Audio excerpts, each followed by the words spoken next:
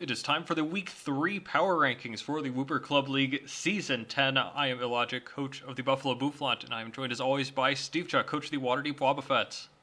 Yep, I'm here. And this was a very fun week. Lots of very interesting matches, some very close ones, maybe not as much, but wow, were they entertaining. And we had quite a few shakeups too in the top four, as well as we do know we had a couple of teams face off each other there. And we're going to just kind of hop right into it here. We see a new number one team. The Summit County Psyducks impressed us so much with their victory. We bumped them up to number one as one of the last two undefeated teams, along with the number two Newport Noctowls. The Route 1 Burbs moved up from number four to number three, and we also decided to give our co-host Steve a little bit of love here. The Waterdeep Wobbuffets cracking the top four again here, sliding in at number four after their impressive victory as well. Speaking of which, we're actually going to start from the bottom so that we can talk about Steve. First and foremost, it was a 6-0 victory for him. Chandelure, Sharpedo, Escavalier, Verisian, Archeops, and Klinklang holding it down here. The early game was admittedly a little bit sketchy for Steve. We saw maybe not the best switch-ins for a Life Orb, Alolan Dugtrio that was actually kind of ripping through his team a little bit until he finally decided, you know what, this is maybe the most stackable mon. Even if I get this read wrong, this is it. And he did it. He got the damage off that he needed to and ended up just calling basically every single play perfectly. It was making kind of the obvious switches until he decided this is the mon I can afford to miss with, and it worked out pretty much perfectly there. Moving on from that, we did see a little bit of play with the Scavalier as well. Kind of got punished a little bit. We saw Iron Defense coming out whenever he got very low and ended up being very low for quite a bit of time until he was able to take advantage of a Sucker Punch and switch to heal up from very low health up to full with rest. And that rest meant that Escavalier was tanking and KOing pretty much everything that his opponent could muster after chipping stuff down with everything else. Also an opportunity to be punished there by the Mr. Mime Galar for the Archeops, but ended up only taking about 50% from that from not an ice move. So honestly, a little bit lucky here and there. Making sure he could get rid of the Alolan Dugtrio and then not getting punished on Archeops, as well as getting a rest off with his Cavalier. But honestly, by the time we got to the end of the game, I think Steve used his advantage pretty much perfectly there. Straightforward plays based on the advantage he had already generated, but wow, were they all just correct plays to keep everything alive. Steve appeared to be the master of 6-0s this season. This is already your second one. Admittedly, these are against two teams that are a little bit lower seeded, but tell us a little bit about your mindset and being able to keep just about everything alive barely throughout the match. This one, as you mentioned, was a little bit tougher to do, especially you mentioned the Dugtrio with the Life Orb early on. I liked the Escavalier matchup against it up until I saw the Life Orb damage, and then the Iron Defense play really didn't pay off. But as you mentioned, was able to make my way through it. Especially with not playing everyone this season, there's going to be likely some plus minus differentials, and I'm feeling pretty confident as I have the second highest differential right now, even though I am currently 2-1. So far so good. Absolutely, plus 11, basically the highest you could possibly have through three matches at 2-1. So definitely impressive, and impressive enough for us that you were able to sneak into the top four. Number three team, the only 2-1 team that we put ahead of you, that we also had ahead on the previous time, moving up from number four to number three, it's the Route 1 Burbs. Tell us about their victory over the Cincinnati Incineroar. Yes, so they brought a team of Glade, Raichu, Flygon, Charizard, Vaporeon, and Shuckle, and piloted it to a 4-0 victory over the Incineroar. So for starters, they had some solid answers to Matt's typical plans. Specifically for the Durant, they were able to use Acid Armor Vaporeon. It will sit there on Wallet, especially considering it wasn't carrying X-Scissor, instead having First Impression. And then with that, Vaporeon once again continued to serve as the backbone of this team, setting up wishes and passing them to everyone else, keeping everyone and itself healthy, and giving him enough firepower to make it through it. The Incineroar did have a similar mod with Wigglytuff, but the Burbs were eventually able to break through. Part of that, of course, was the Shuckle with some item disruption, as well as a unique set to throw Matt off, bringing both Power Trick and Power Swap. Not very often used moves. Additionally, other unique coverage moves to Flygon, bringing Giga Drain to make quick work of the Quagsire. Really big surprise there that I wasn't expecting, and neither was Matt, and that removed that key defensive piece from his team. Turning point for sure was definitely turn 73. Raichu surviving on 1 HP, although through a Focus Sash from the Durant first impression, getting the static para, and then Thunderbolting back to crit through Light Screen to KO the Durant. With Matt's kind of big offensive pressure down at that point, the Burbs were able to easily get through the rest of the team and secure that 4-0 victory. But yeah, most exciting, I think, was the Shuckle in this unique set, especially Power Trick and Power Swap. Speaking of Nate, I don't know what those moves do. Do you? Yeah, I also really liked the unique coverage. Giga Drain on the Flygon was really interesting. Bring there too. I also want to call attention a little bit to the 5 items that Shuckle knocked off out of 6. We were this close to getting almost perfection. So would have been very cool. The really big story of this was just the wish wars of Vaporeon and Wigglytuff sitting in front of each other for so long. Wonder why I'm a big fan of Taunt. But I agree, it was just being able to break through, get into a position where it could get to that Wigglytuff. The Charizard that we see out there going against Wigglytuff, where once its leftovers got knocked off and it had a burn from Vaporeon, Flamethrower was doing just a little bit of necessary damage. I think just 38% is all you need then to nullify the wish healing that you're getting for Wigglytuff itself, as it's burning away 6% each turn, and eventually Wigglytuff just could not sustain itself. So perfect win con there, understanding, hey, if this is something I can't break through, get a burn on it, perfect, and next get the knockoff on it, perfect, and then be able to break it down from there. So well done, methodical job there by the Route 1 Burbs, and we see why they deserve the number 3 spot. So we're going to move on to our final 2, and these are the only 2 undefeated teams left, so we do maybe want to talk a little bit about why we put one in front of the other. We'll probably talk about that after we talk about the number 1 team here. But we did end up moving the Newport Noctowls down from number 1 to number 2 after their 4-0 victory over the mighty Miltanks. They brought a squad of Mudsdale, Aromatisse, Pincurchin, Alolan Raichu, the second Raichu in a row that we're seeing that put in major work, Noivern, and Thievul, the tier 20 there at the bottom. It was honestly a little bit of a sloppy start. The rampaging Dragon Dance Whiscash actually was able to trade with Noivern, which was pretty interesting to see. I know that Whiscash has actually been brought a couple times and done pretty well too. But Mudsdale actually got its 3rd KO this season without being in front of anything specifically.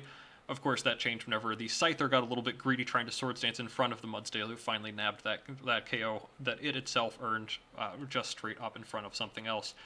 Nice play from Elfels right after that to identify Zoroark coming in from the Rocks damage on Copperajah. Took 12% instead of the 6% it would have taken if that was Copperajah, and thus swapped in Aromatisse appropriately, which in front of a Copperajah would not look all that good, would not be the good play, but because he knew it was the Zoroark, absolutely correct. And that actually let him set up to get the Thievul a KO as well, taking advantage of the Stakeout ability to get major damage onto a Toxicroak and KOing that with 2 dark moves. Thievul ended up being very powerful.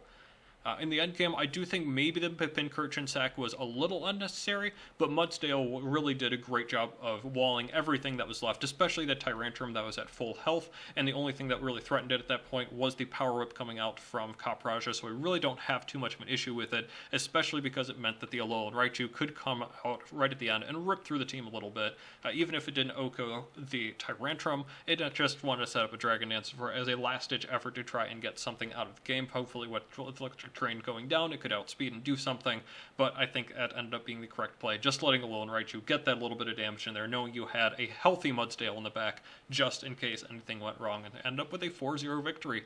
Impressive, yet again, from Elfels, who continues his undefeated run here, 3-0. Anything else that you'd like to point out about his team and battle? I mean, you talked about the Alolan Raichu, and I'll just highlight it once again. Finally getting the real chance here to be out in electric terrain and just rip through a team. I know this was something Elfels really was exciting to drafting at 2nd overall with the 13th pick, and finally getting to really show it off, sweeping at the end, cleaning up. Excited to see how many more times it's able to do this through the rest of the season. And definitely interesting that this has now come, I believe, more often than his first pick in the draft, which was the Decidueye, which is he not coming again. So he hasn't even explored the full options of his team potentially. Very scary moving forward. But there was a team that we put ahead of him, and yes, he was the last ranked 2-0 team, but now the first ranked 3-0 team. We're talking about the now number 1 Summit County Psyducks, coached by Duck Dad. Steve, what happened this game? Wasn't this supposed to be a 17-turn game? This was supposed to be a real barn burner between two of the top teams. What happened? Well, the Summit County Psyducks, they brought a team of Bolton, Rapidash Galar, Salazzle, Scrafty, Mantine, and Agron against the close combat clubs Jellicent, Porygon Z, Machamp, Xatu, Manectric, and Garbodor. Early on in the game, the close combat club actually won a trade, forcing the trade of Bolton for Garbodor between Rocky Helmet Chip and Aftermath, as well as Life Orb. The two traded, and at that point, it got to the exciting part when Horse entered the arena. Rapidash Galar comes out, survives a Thunderbolt from Manectric, and sets up Calm Mind. Typically, Rapidash Galar is more of a physical. It just has a physical mon. It has a stronger physical attack. But Zach identifying here the potential for a Calm Mind setup sweeper. Sets up, forces out the Manectric, as well as healing up on that swatch out with the Morning Sun, and then continues to just set up Calm Minds in front of Xatu. Does get a little fortunate that John had a misclick going for a second Tailwind, which unfortunately Tailwind doesn't stack as much as it would have been useful here. But after getting those 3 turns of Calm Mind to set up, being able to just start tearing through John's team. Although Stored Power wasn't doing a ton to Xatu, with the +3 special defense, it is taking less than 50% from the adaptability Porygon Z Tri-Attack. That may have even been choice specs. I didn't run any calcs, but very, still doing massive damage, but the 3 boost really keeping it alive. Stored Power then KOing that and anything else that switches in. Zach played the Rapidash very well, being sure to use Morning Sun to keep itself healthy and taking out the threats in front of them. Later on, Jellicent came in and hit it with Shadow Ball for a little bit of chip damage, kind of hoping for a crit to break through, revealing the weakness policy, letting the Rapidash get even more boosts on that stored power. And that's why this was so quick. Rapidash just came out and was a horse and did horse things and won. Some potential play arounds John could have done. At the end, he used Switcheroo from the Manectric to put the Choice Scarf on Rapidash. I probably would have liked to see that a little earlier so that it wasn't able to heal up with Morning Sun or set up with additional Calm Minds, depending on what time that was identified. But outside of that, the Rapidash Galar had its way and just went through and completely destroyed John's team. So that is why this match we were expecting so much of ended in 17 turns. Do you have anything to add?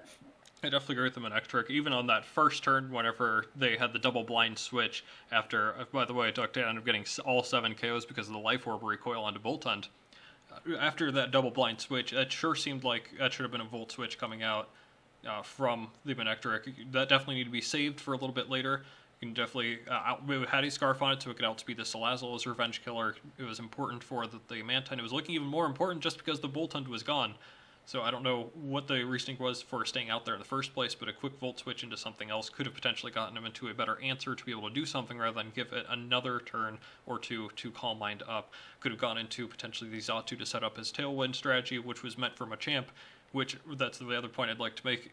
The Machamp never actually came out under the Tailwind. We don't know if it would have outsped at +2, but I think you just absolutely had to take the chance and find out, because it was boosting up the special side. He needed a crit to be able to get through there. The only other option really, I guess, would be to try and get Porygon in a little bit earlier, which it did indeed have a choice specs, and maybe try to get a cheeky status on there somehow. But ultimately, I think we see what is going to be dominating this season. We would be remiss if we didn't point out that both of the top 2 teams were really excelling with their horses, Mudsdale and Rapidash Galar. So big shout out to Horse.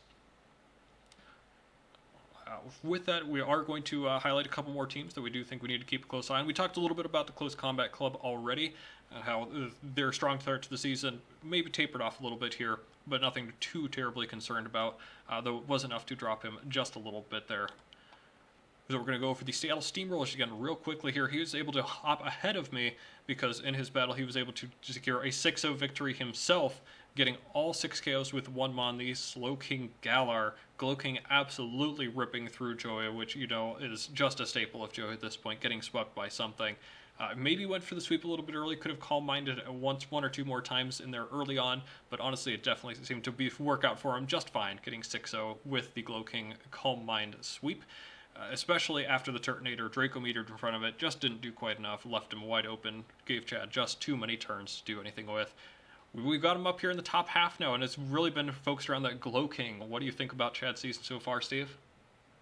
This Glow King is going to be the king of this season. Fantastic mon, strong pivoting, of course, through Regenerator, but also showing that, it can set up and just wipe a team that's not ready for it.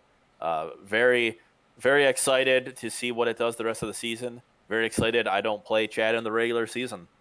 That's totally fair. As he gets more and more comfortable with his team, I think he will get more and more scary. That does tend to be Chad's MO there. And then finally, I was dropped down one more spot too, but I'm still at 2-1 after a small victory of the Oricorio. Steve, would you go over that real quickly for us? Yeah, it was a kind of one-sided battle, being able to pretty much stay ahead, except for an early loss of Clang to a crit. But outside of that, playing well, pivoting around, and actually a real battle, respectable length, some pivoting around. So something unique compared to these last two battles we saw. Some highlights include Liquid Ooze almost working for a KO, except you protected and were quite soft and didn't want to see that Liquid Ooze KO. So a little disappointing there. And I guess the other highlight would be your fantastic RNG throughout. I believe nearly anything that could be a roll the opposite way went that way. So I'm not sure why you subscribed to Showdown Vista, but I would recommend canceling that and going for Showdown Premium instead. I did at least hit a couple of stone edges in a row, but basically true. And this is the kind of match, a 5-0 victory, that you do want to get those out of the way in, though, too. And I will make sure to renew my subscription to the proper service in the future.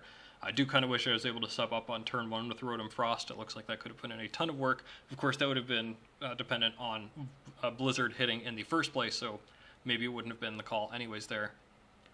So from our perspectives, these are pretty clear standout top 7 teams. Yes, these are the teams that are 2-1 and 3-0, but even then they seem to be just a step ahead of everybody else who is down there at 1-2 and 0-3. So we want to make sure we highlighted these, and we know there's going to be a lot of movement between these in the near future. Speaking of which, we're going to go over real quick though. John actually is the first coach to have some movement within his own team, and he made a couple of key transactions here. We saw the Garbodor in his own match trading with the Bolton thanks to Rocky Helmet and Aftermath, but he's actually trading that away to upgrade his Fairy type into a Comfey. This is a really nice move overall. It keeps the fighting resist, which I think was very important for John. One of the reasons why he drafted Garbodor was to keep the fighting resist there for Porygon Z's benefit. It's bumping it up a tier, and even if it doesn't necessarily have the same physical bulk, it has a little bit more recovery and utility, and is a threat to sweep in its own right. Really like Comfey here. And then to the corresponding transaction to upgrade that, he downgraded the Clefairy that he had picked up at the beginning into a Shelmet at tier 20. This may seem like an odd pick. It wasn't even actually listed on our tier 20s, but Shelmet has a surprising amount of utility for something that is just going to sit there and be a big old wall with Eviolite. You can set up the spikes and toxic spikes that he was missing from Garbodor, among several other things, for switches with Yawns, recover up on stuff. And if people are going to continue to be averse to taunt, then maybe that could actually put in a little bit more work than we thought. Steve, this is the first real transaction of the season. What do you think about the upgrade into Comfey and the corresponding Shelmet move? I really like the Comfey pick. Comfey, I believe, also gets Defog, so additional hazard removal as well as a more solid Fairy type. Really like Comfey, even in a normal draft league, so I think it'll do quite well here. Shelmet, on the other hand, it's you mentioned it, unusual pick. Definitely has some pros for it, but it's nothing compared to the other tier 20 bug type like the Bus.